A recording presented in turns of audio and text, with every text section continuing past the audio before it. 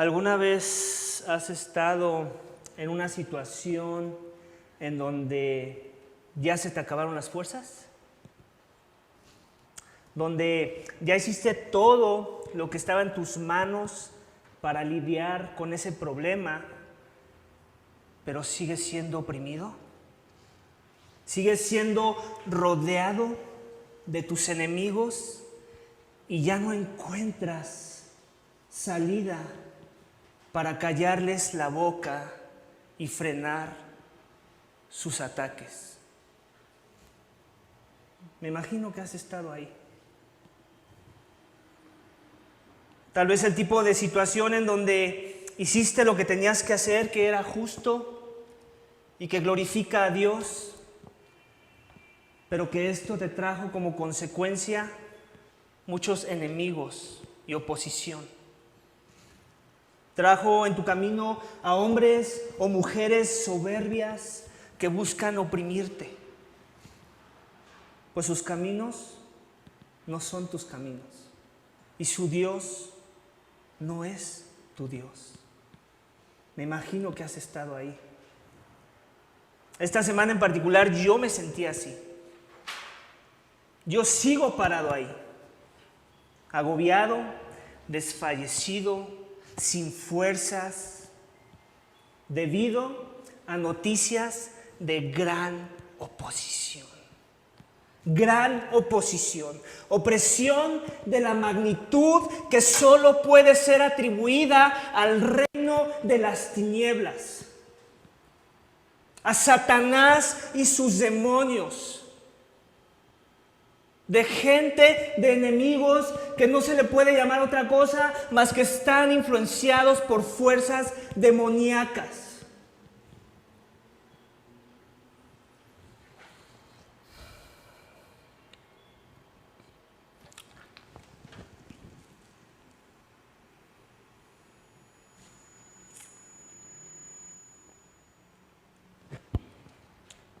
La persona que trajo el ataque en mi contra me hizo esta pregunta: ¿qué piensas, Omar, hacer al respecto?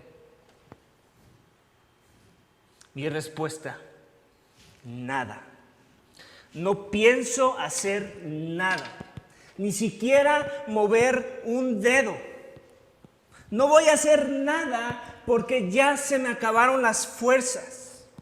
No voy a hacer nada porque eso es lo que quieren que hagan los que buscan oprimirme con sus mentiras, con sus calumnias, con su amargura, con su maldad. No voy a hacer nada. Quieren que actúe como actúan los soberbios que no conocen a Dios. Quieren que use sus propios mecanismos para defenderme y no les voy a complacer. No les voy a dar ese gusto. ¿Por qué? Porque se trata de Dios y no de mí. Se trata de su gloria y no de la mía. Se trata de su reino y no del mío. En su lugar, voy a descansar en Dios y su palabra y esperar a que Él actúe, porque a mí ya se me acabaron las fuerzas.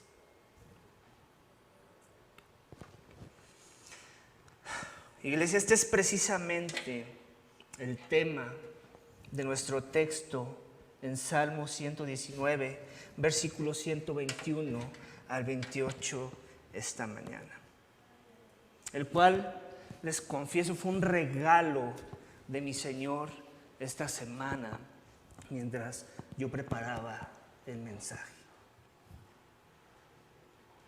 El título, iglesia, de mi mensaje esta mañana es este: descansa en Dios y su palabra ante la injusticia de los que te oprimen. Descansa en Dios y su palabra ante la injusticia de los que te oprimen. Iglesia, escúchame bien esta mañana. Si eres hijo de Dios, Si eres siervo de Jesús, eso quieres hacer ante la injusticia y la opresión, ante la soberbia de los opresores, ante los ataques del reino de las tinieblas, descansar en Dios y su palabra. Mi mensaje esta mañana tiene 4 énfasis de lo que sucede en el corazón de un siervo verdadero de Dios ante la opresión de sus enemigos, de los enemigos de Dios. 4 énfasis de lo que sucede cuando estás buscando ser un siervo fiel que camina en la verdad y no en la mentira del opresor. El primero de ellos lo vamos a encontrar en versículos 121 y 122 de nuestro texto esta mañana. Así que acompáñame por favor nuevamente para que meditemos juntos en esos 2 pasajes. Dice esto: he practicado el juicio y la justicia, no me abandones a mis opresores. Sé fiador de tu siervo para bien, que no me opriman los soberbios. Iglesia, cuando nuestro Señor Jesucristo caminó en esta tierra, Él le hizo muchas preguntas a sus opresores, pero esta es una de ellas, de Juan 10, 32 y 33. No tienes que ir para allá, la voy a leer. Jesús les dijo: os he mostrado muchas buenas obras que son del Padre. ¿Por cuál de ellas me apedráis? Los judíos le contestaron: no te apedramos por ninguna obra buena, sino por blasfemia y porque tú, siendo hombre, te haces Dios. Iglesia, Jesús caminó en esta tierra como el Dios hombre, perfecto en juicio y en justicia. Amén. El versículo 121 del Salmo 119, iglesia, leemos precisamente esto: he practicado el juicio y la justicia. Una mejor traducción sería: he practicado el juicio y la rectitud. Juicio refiriéndose al discernimiento de los asuntos que son en acorde a la mente de Dios, a lo que Él nos ha revelado en su palabra. Y rectitud refiriéndose a la idea de obrar, de actuar con rectitud en los diferentes asuntos de la vida. He actuado con juicio y rectitud, dice el texto. ¿Y qué le trajo como resultado a Jesús actuar así? Que lo quisieran apedrear. Más de una vez. Lo mismo sucede si en verdad estás buscando ser un siervo, buscando someterte a la influencia del Espíritu Santo y esforzándote en vivir lo que Jesús nos modeló. Cuando tus frutos de buen juicio son guiados por la palabra de Dios y tu rectitud está manifestada en obras buenas de justicia. Muchas de las veces se convertirán en tu cruz, en la cruz que dijo Jesús que había que llevar, que inicia con persecución, con oposición y que se puede extender hasta la muerte. Opresores como los que experimentó Jesús se levantarán en tu contra. Opresores que querrán apedrearte porque les dijiste las verdades de la palabra de Dios que necesitaban escuchar, pero que no estaban dispuestos a creer. Te llamarán blasfemo, como le llamaron a Jesús. Te llamarán falso representante de Dios, como le sucedió a nuestro Señor Jesucristo. Iglesia, si eres siervo, serás oprimido. Entonces clama a Dios por su bondad. Ese es el primer énfasis de mi mensaje esta mañana. Si en verdad eres siervo y aún no te encuentras parado ante tal opresión, entonces no te sorprenda cuando ésta venga. Si en verdad eres siervo, porque serás oprimido. Esa es una promesa para los hijos del reino, ¿sabes? Bienaventurados son los perseguidos, dicen por ahí Mateo 5. Esto nos advierte el apóstol Pedro en 1 de Pedro 4, 12 al 14. No tienes que ir ahí, lo voy a leer. 1 de Pedro 4, 12 al 14. Nos dice: amados, no os sorprendáis del fuego de prueba que os ha sobrevenido, como si alguna cosa extraña os aconteciere. sino gozaos por cuanto sois partícipes de los padecimientos de Cristo, para que también en Él la revelación de su gloria, en la revelación de su gloria os gocéis con gran alegría. Si sois vituperados por el nombre de Cristo, sois bienaventurados, porque el glorioso Espíritu de Dios reposa sobre vosotros.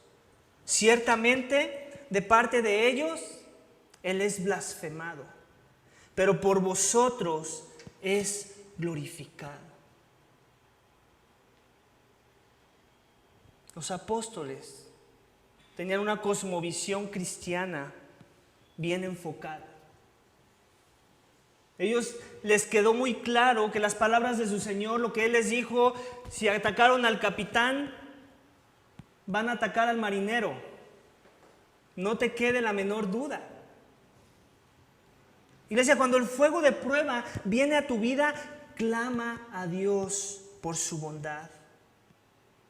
Dile, como vemos en el Salmo, no me abandones a mis opresores. Sé fiador de tu siervo para bien, derrama tu bondad en mi vida, Dios. ¿Para qué? Para que no me opriman los soberbios, para que no me opriman aquellos que, como los judíos del tiempo de Jesús, no quieren escuchar verdad. ¿Por qué? Porque les incomoda. ¿Por qué? Porque les ofende. ¿Por qué? Porque los llama a la humillación. Iglesia, el soberbio por naturaleza no quiere ser humillado, no quiere. Es contrario a su cosmovisión de la vida. Quiere ser exaltado. Así que, ¿ante qué opresión te encuentras parado esta mañana? ¿Cuánto de esta es el resultado de imitar a Jesús en sus juicios y rectitud? ¿Estás clamando a Dios en medio de ese sentimiento de abandono? ¿Es en Dios en quien estás esperando bondad por la opresión de los soberbios? Si te hago la pregunta que me hicieron, ¿qué piensas hacer ante tal opresión? ¿Cuál es tu respuesta? ¿Que quieras justicia? No te culpo, no tiene nada de malo.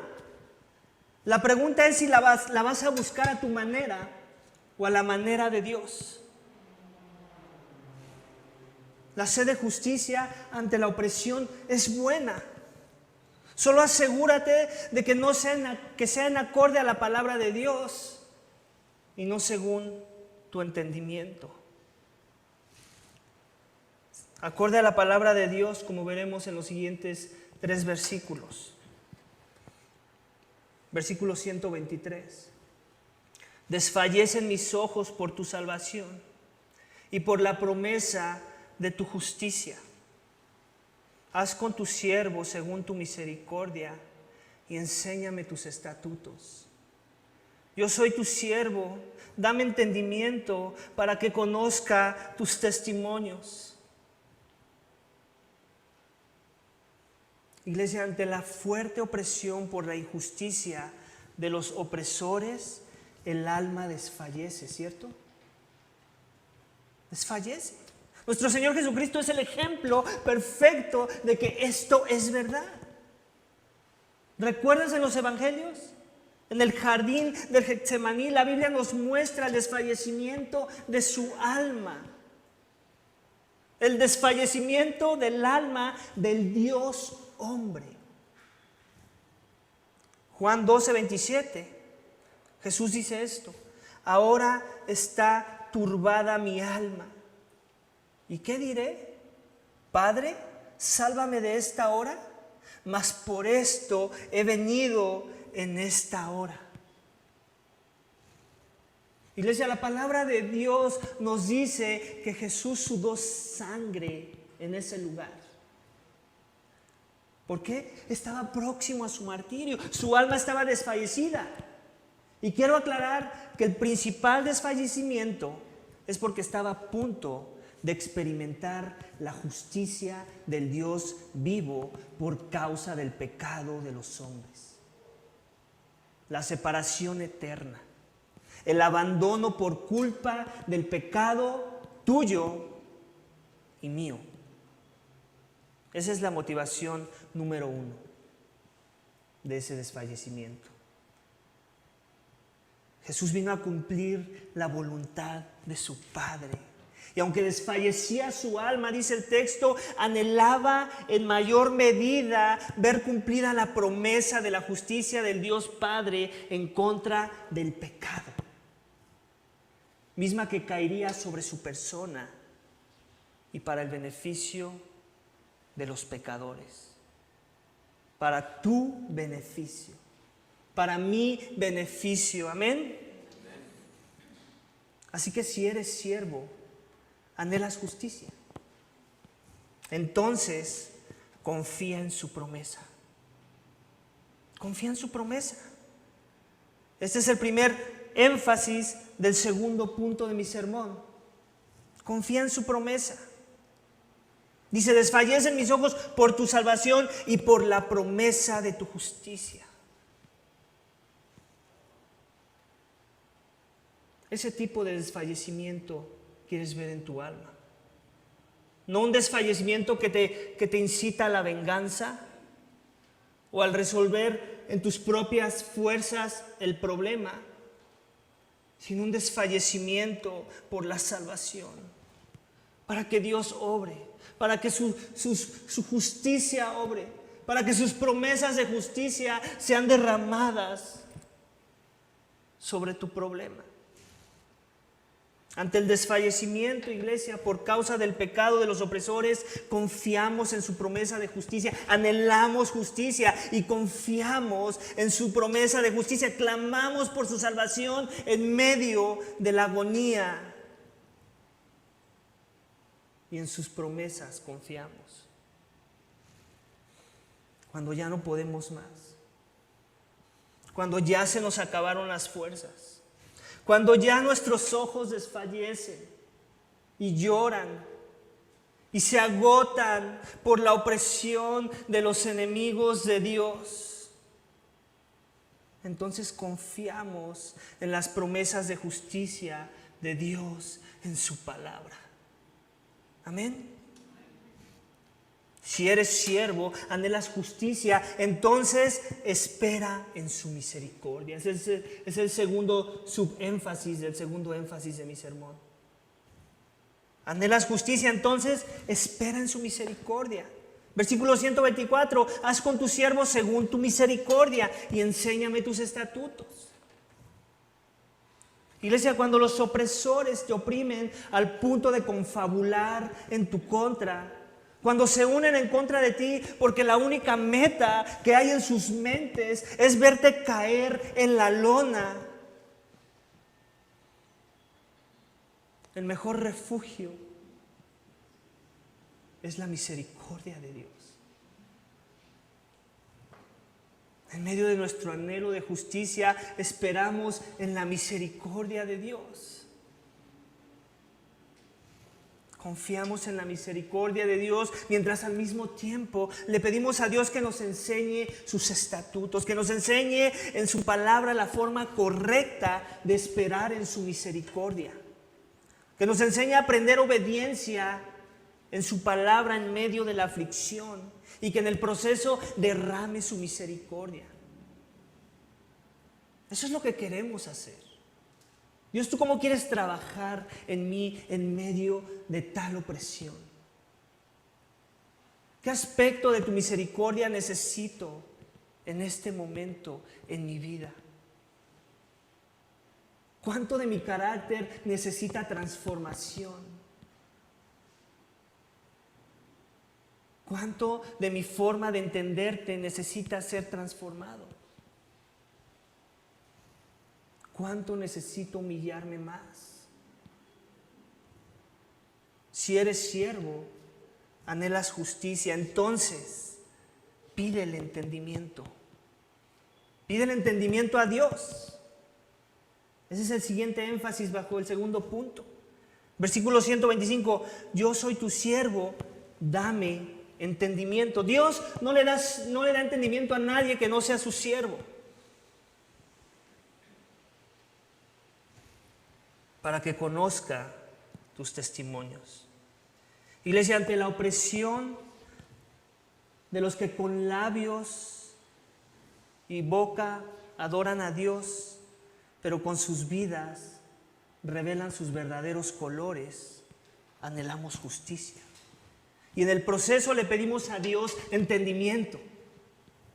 Le pedimos que nos dé un vistazo para interpretar esa opresión. Le pedimos que nos deje ver en su bondad, en medio de esa injusticia que nos aflige, un vistazo para poder entender sus propósitos en nuestras vidas. Le pedimos que nos deje ver su obrar y cómo es que revertirá esa maldad de los soberbios para glorificar su nombre. Porque al final de eso se trata, amén. No se trata de nosotros. Nosotros fuimos llamados a ser mártires, esclavos. No se trata de mis beneficios. Pero sí le podemos pedir entendimiento en medio de tal opresión, que nos lleve a una adoración más profunda de su persona. Eso queremos. Si últimamente eso es lo único que nos muestra a Dios en medio de esa opresión, que nos está convirtiendo en mejores adoradores, entonces ya ganamos. Entonces la opresión tuvo sus propósitos y es buena, es agradable. Si eres siervo, anhelas su justicia, ¿cierto? Entonces confías en sus promesas, esperas en su misericordia y le pides entendimiento a Dios. Tu anhelo de justicia debe ser en este espíritu y con este enfoque, iglesia. Entonces Dios honrará tu hambre y sed de justicia en sus términos. Si eres siervo, asegúrate entonces. Si tienes opresores esta mañana, asegúrate que tu anhelo por la justicia sea grande. El texto esta mañana nos está exhortando a que este anhelo venga acompañado de confianza en sus promesas de justicia, a esperar en humildad para que Dios derrame su misericordia en nuestras vidas, a que busquemos entendimiento que nos lleve a conocer de manera más profunda a Dios a través de su palabra. Amén. El anhelo de justicia, iglesia, es bueno, pero en los términos de Dios es mucho mejor. Versículo 126. Es tiempo de que actúe el Señor, porque han quebrantado tu ley. No sé tú, pero esa frase me encanta. Cuando ya no tienes fuerzas, esa es la frase que aviva los corazones de aquellos que están siendo oprimidos. Cuando sientes que ya has hecho tu parte para callar las bocas de los que te oprimen. Cuando sientes que ya has usado los canales que Dios te ha dado y que le honran para mostrarles su soberbia. Y cuando has hecho tu parte en lo que respecta a la responsabilidad humana, si eres siervo, descansas en Dios. Entonces espera a que Él actúe. Ese es el tercer énfasis de mi sermón. Va a haber ocasiones, iglesia, en que tengamos en nuestras manos un arsenal para contraatacar a los opresores, a los soberbios. Va a haber ocasiones en que aún no hemos sacado nuestras mejores cartas para callarles la boca y entonces pagarles con la misma moneda. Pero Dios no nos ha llamado a eso. Él nos ha llamado a ser mansos y a descansar en Él, a esperar a que Él sea el que actúe y no nosotros. A confiar en su cuidado, en su promesa, a creer en verdad que la venganza le pertenece a Dios y entonces hacer eco en nuestras mentes, en nuestros corazones, a las palabras que leemos en versículo 126. Es tiempo de que actúe el Señor, porque han quebrantado tu ley. Tal vez haya cartas que tengamos bajo la manga para darles su merecido a los quebrantadores. Pero una mejor actitud será confiar y descansar en Dios, en su actuar, en sus tiempos, creyendo que Él tiene las mejores cartas bajo la manga y no nosotros, que Él tiene una defensa más piadosa y justa que la nuestra. ¿Por qué? Porque últimamente se trata de Él y no de nosotros, ya lo dijimos. Se trata de su reputación y no de la nuestra. Se trata de su gloria y no la de los hombres. Se trata de la expansión de su reino y no del nuestro. Iglesia, ninguno de nosotros puede en sus propias fuerzas traer sobre los opresores una justicia perfecta. Solo Dios puede hacerlo. Y los que somos entendidos y conocemos su carácter, nos hacemos a un lado en una espera sumisa, en una espera humilde para que Él actúe en contra de los que nos oprimen. Amén. De la misma forma que Dios tuvo que actuar contra la opresión del pecado en nuestras propias vidas.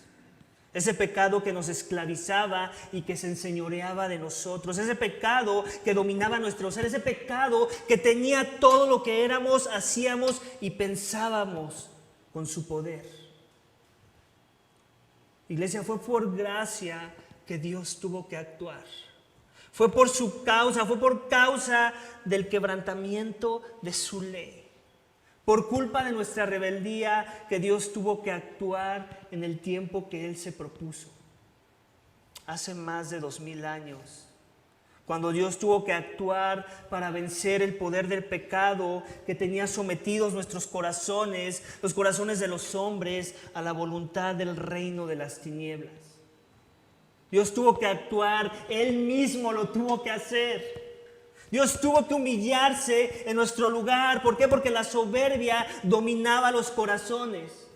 Porque nuestros juicios eran perversos, nuestra rectitud era torcida, era opuesta a su voluntad. Dios tuvo que actuar enviando a su Hijo, al Dios hombre, al Verbo que se hizo carne, al que cumplió la ley de Dios en nuestro lugar, aquel que nunca se ensoberbeció, sino que fue manso y humilde, aquel que nunca oprimió a nadie, sino que ayudó a los oprimidos, aquel que tenía la autoridad para juzgar, pero que prefirió llevar el juicio de Dios en nuestro lugar, aquel que siempre caminó en perfecta verdad y obediencia, aborreciendo los caminos de mentira en los que nosotros caminábamos, pero que fue tratado como un injusto por su Padre en los cielos.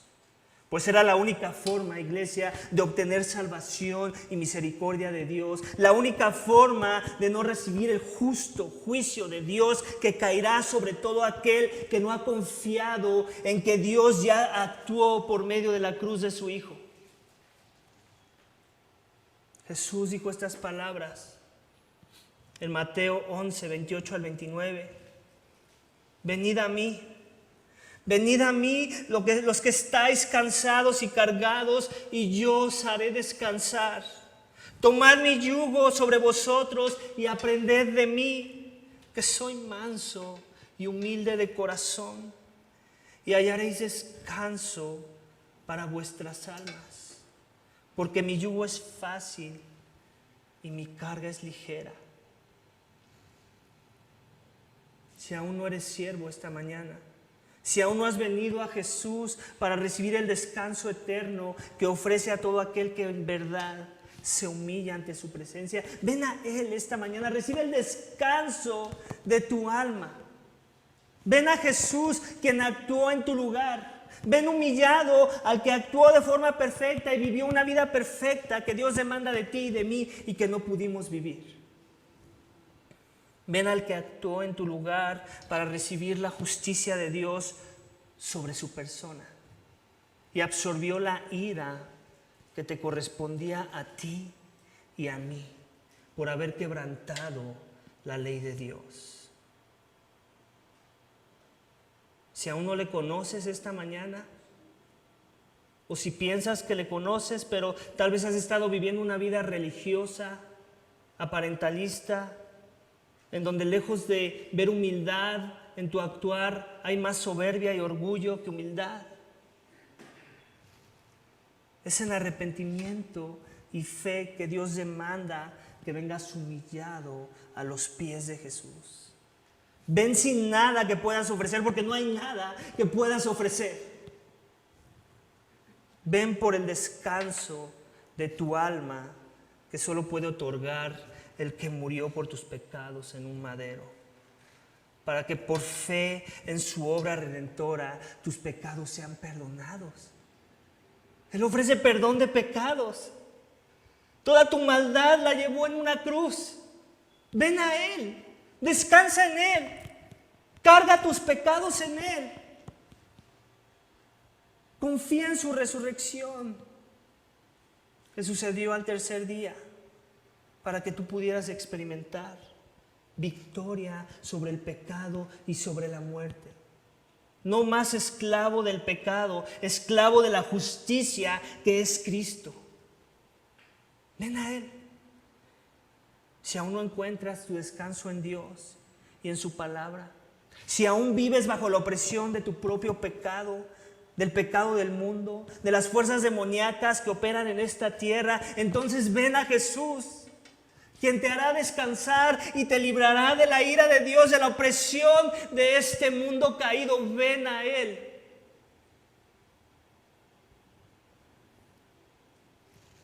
Versículos 127, 128. Por tanto, amo tus mandamientos más que el oro. Sí, más que el oro fino. Por tanto, estimo rectos todos tus preceptos acerca de todas las cosas y aborrezco todo camino de mentira.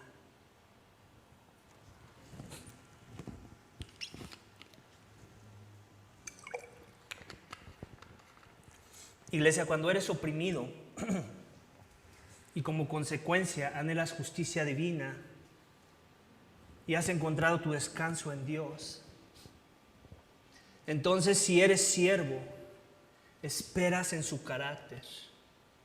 Por tanto, ama su palabra por sobre todo. Ese es el último énfasis de mi sermón. Dios ya actuó por medio de la obra redentora de Jesús.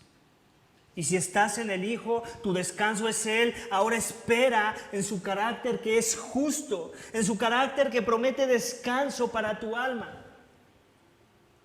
Iglesia, la opresión de los soberbios viene acompañada de distracción siempre. Pero Dios no quiere eso. Dios no quiere que yo me distraiga y tampoco quiere que tú te distraigas.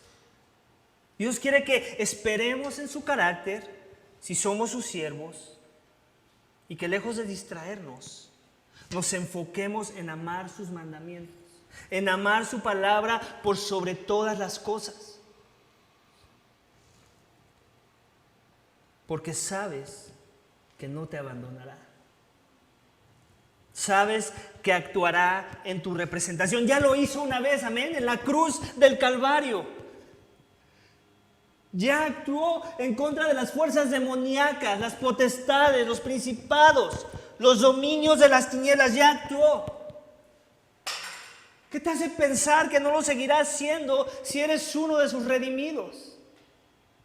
Si eres un hijo suyo. alguien por quien su Hijo derramó sangre. Dios no quiere que pierdas el tiempo tratando de resolver el problema que te oprime esta mañana. Él quiere que ames su palabra más que el oro fino. Él quiere que ames la palabra más que tu propia reputación. Él quiere que ames su palabra más que tus planes de vida, más que tus grandes deseos por buenos que parezcan, más que tu propia vida. Es lo que Dios quiere. Ese eres tú. ¿Estás confiando en su carácter de tal forma que tu problemita que te distrae de las cosas que son de primera importancia,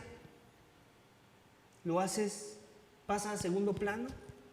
¿Estás descansando lo suficiente en Dios y esperando en su carácter de tal forma que estás convencido de esto que dice Romanos capítulo 8 al final de la carta?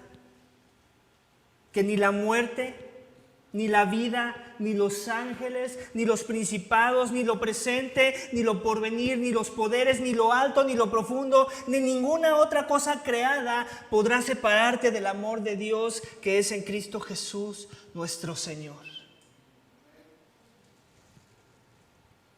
Si eres siervo, esperas en su carácter. Por tanto, aborrece todo camino de mentira. Iglesia, cuando estamos descansando en Jesús, cuando confiamos en su carácter, cuando estamos amando su palabra como resultado, entonces por tanto aborrecemos todo camino de mentira. Aborrecemos todo camino de mentira, primero en nuestras propias vidas, como vimos la semana pasada con la hipocresía, y en la vida de los que nos oprimen. Aborrecemos los juicios falsos guiados por la carne y no por el Espíritu de Dios. Aborrecemos la injusticia de los soberbios. Aborrecemos cuando nosotros u otros quebrantan la ley de Dios. Aborrecemos cuando nosotros u otros no aman la palabra de Dios. Aborrecemos cuando los caminos de mentira están siendo estimados por encima de los caminos rectos revelados en la palabra de Dios. Cuando eres siervo, tu corazón ha sido avivado por Dios. Aborreces los caminos de injusticia, los caminos de mentira de aquellos que caminan con apariencia de piedad, pero que por sus frutos los conoceréis. No por su doctrina, con todo y que la doctrina es buena. No por sus halagos, con todo y que los halagos son buenos cuando son dirigidos para la gloria de Dios. No por su religiosidad, no por su apariencia de piedad. Son los frutos que demuestran el andar de los que caminan en mentira. La esperanza, iglesia, me gustaría que te llevaras esto como aplicación. Y sobre todo si te dices miembro de esta iglesia. Vamos a tratar estos temas en la siguiente reunión de miembros. La esperanza de los que somos de Dios es que los caminos que aborrecemos de aquellos que nos oprimen sea de igual aborrecimiento para aquellos que se dicen ser siervos junto con nosotros. Esa es mi esperanza. Y esa debería de ser tu esperanza si dices que caminas con Dios. Si eres siervo, quieres ver que los caminos de los que te oprimen, las mentiras que aborreces de ellos, sean también objeto de aborrecimiento de los que corren junto contigo la carrera de la fe. Eso quieres. Esa es parte del descanso y del consuelo que Dios trae para con los suyos. Dios obra su gracia a través de los suyos. Tenemos que recordar eso. La iglesia en México está en pañales porque no entendemos eso. No entendemos una correcta eclesiología. De que muere uno, mueren todos. En la iglesia primitiva, cuando atrapaban a uno y otro tenía la oportunidad de escapar su vida para delatarlo, ¿adivina qué? Prefería que también lo mataran a él. Porque tocar al cuerpo es tocar al Señor. ¿Sí entendemos eso? Jesús lo entendía muy bien y se lo tuvo que transmitir a Pablo. ¿Por qué me persigues, Pablo? Pablo no perseguía al Señor literal o visual más bien. Él perseguía a la iglesia de Cristo. La persecución se la tomó personal Jesús. Esto es personal, dice Jesús. Te metes con uno de mis polluelos, te metes con la gallina de los huevos. Así es el cristianismo, iglesia. Así siempre ha sido. Por las generaciones. Tristemente, el cristianismo de nuestros días está tan personalizado. Tenemos un Dios tan hecho a mi medida que se enoja con las cosas que yo hago. No necesariamente se enoja de las cosas que yo hago. No necesariamente me pide la santidad que tú dices que me pide. No necesariamente quiere que presente un frente común ante los ataques en contra de los suyos. Iglesia, el hecho de que nuestro descanso está en Dios no nos deslinda, escúchame bien, no nos deslinda de mostrar unidad en común aborrecimiento de lo malo y de los que hacen lo malo. Nuestro descanso en Dios no significa indiferencia de aquellos que oprimen al pueblo de Dios. Significa unidad para mostrar nuestra desaprobación y aborrecimiento de sus caminos de mentiras. Dios actuará su parte, sí, amén. Pero la comunidad de los redimidos de Dios tenemos que actuar de acuerdo con nuestras convicciones, que son las convicciones de Dios, por cierto. Esta es la exhortación, iglesia, del último punto de mi sermón. Y no es una exhortación mía. Es una exhortación que estoy extrayendo de la palabra misma. La palabra misma nos la está haciendo. Dice que si dices que eres de los rectos, que estimas los preceptos de Dios acerca de todas las cosas, como vemos en el texto, entonces que se note en tu vivir que aborreces todo camino de mentira.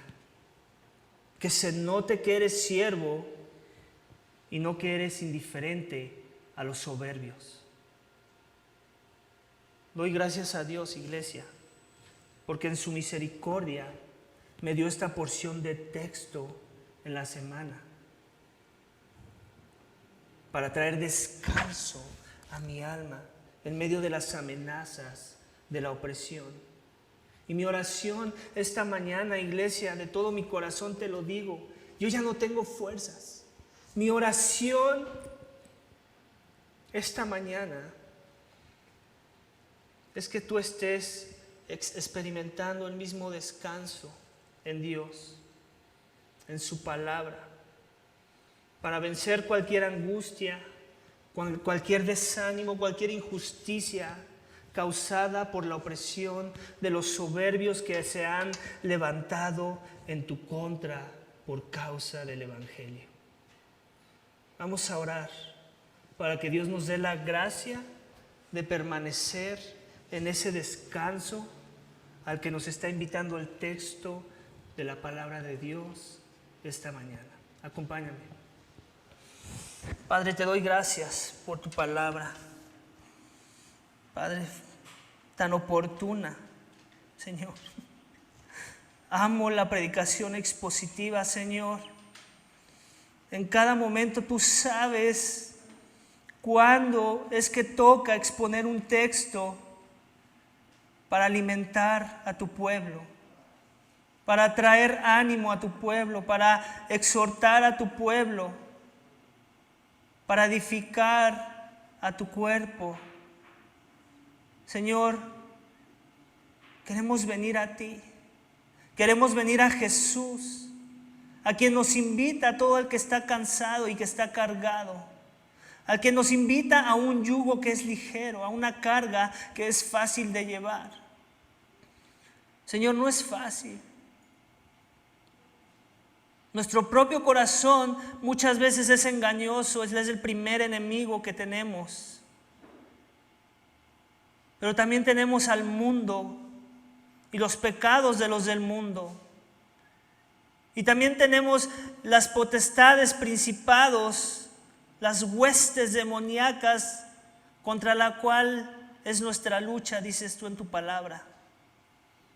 Por eso necesitamos de tu arsenal y no del nuestro. Padre, danos un arsenal espiritual como iglesia para presentar afrenta al dominio de las tinieblas.